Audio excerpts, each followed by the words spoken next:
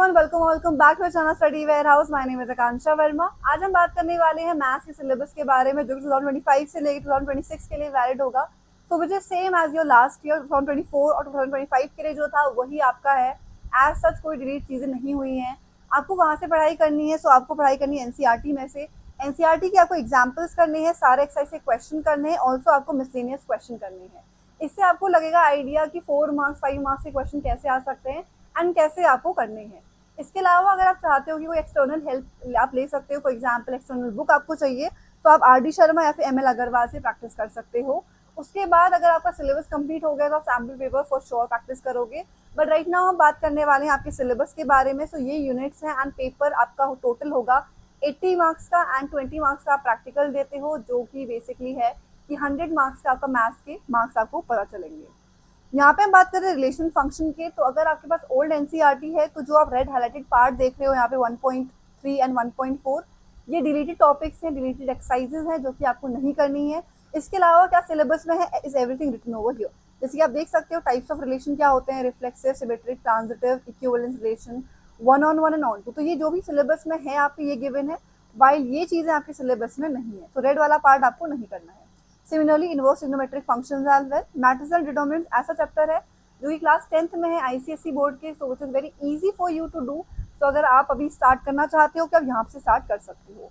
Also if you want to know, अगर आपके school में अभी कुछ स्टार्ट नहीं हुआ है, आप सोच रहे हो कहाँ से स्टार्ट कर सकते हो, that is matrix and determinants. बहुत ईजी है, आप खुद कर लोगे। अगर आपको हेल्प की जरूरत है तो आप यूट्यूब में कोई वीडियो देख सकते हो, वहाँ से आप कंप्लीट कर सकते हो।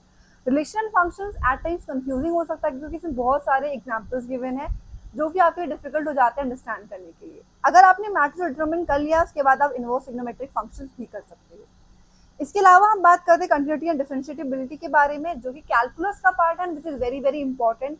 वेटेज इसका ज्यादा है, इसी से मैथ्स डिफिकल्ट भी लगती है स्टूडेंट्स को। सो यहाँ से कंटिन्यूटी एंड डिफरेंशिएबिलिटी आप कर सकते हो। सो एप्लीकेशन ऑफ डेरिवेटिव भी है इसमें, जो कि इंपॉर्टेंट है, यहाँ पे 6.6, और ये एक्सरसाइज आपके सिलेबस में नहीं है। इसके बाद हम बात करते हैं इंटीग्रल्स की। तो अगर आपको डिफरेंशिएशन आता है ओनली देन आपको इंटीग्रेशन समझ में आएगा, तो डिफरेंशिएशन अच्छे से कर लेना।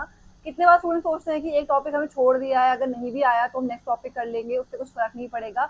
बट कैलकुलस में डेफिनेटली फर्क पड़ेगा, सो डिफरेंशिएशन अच्छे से कर लेना। अगर डिफरेंशिएशन आ रहा है तभी आपको इंटीग्रेशन भी आएगा।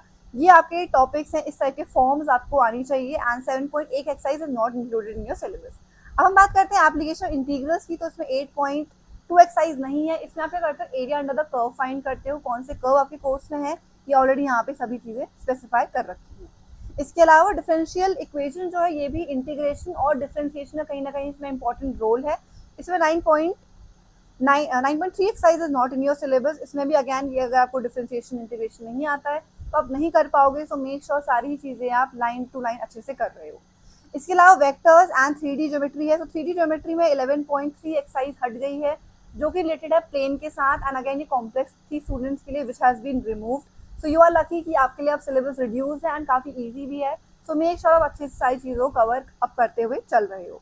इसके अलावा लीनियर प्रोग्रामिंग में जैसे 12.2 exercise has been remove from your syllabus, again ये बहुत इजी है।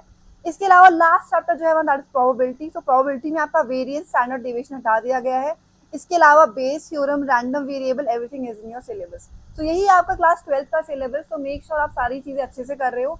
Also if you are preparing for your any competitive exam जैसे सीयूईटी, जेई और नीट, आप साइड बाय साइड तैयारी कर सकते हो, बट उसके लिए आपका माइंडसेट होना चाहिए। बिकॉज अगर आप 12th की बोर्ड एग्जामिनेशन की बात करते हो, इट इज कंसर्न अबाउट आप कैसे लिख रहे हो, कितना आपको आता है, वेदर आप उस चीज को लिख पा रहे हो, वहाँ पे अप्लाई कर पा रहे हो, स्पेसिफिक वर्ड यूज कर पा रहे हो नहीं। वाइल सीयूईटी, जेई, नीट की अगर आप बात करते हो, वो मेनली फोकस रहता है कॉन्सेप्ट जानने में, उसमें आपको इतना कुछ डीपली लिखना नहीं पड़ता है। तो दोनों के ही नोट्स अलग अलग आप बनाते हुए चल सकते हो स्टार्टिंग से ही, सो दैट आपको लास्ट में डिफिकल्टी ना हो।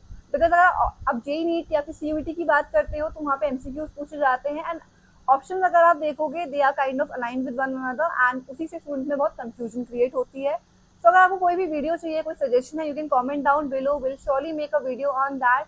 Till that time, bye bye everyone, take care, all the best for your exam. I'll see you in the next video.